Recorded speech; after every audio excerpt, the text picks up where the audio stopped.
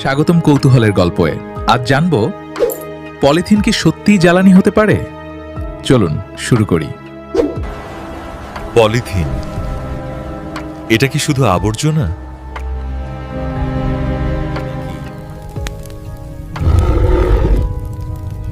লুকিয়ে আছে এক শক্তির উৎস।